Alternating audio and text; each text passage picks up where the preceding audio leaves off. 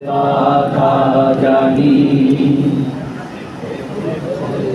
যেমনি এ পথ বেদনা বিধুর এ পথে আছে লগ্ন মধুর যেমনি এ পথ বেদনা বিধুর এ পথে আছে লগ্ন মধুর শাহাদাতের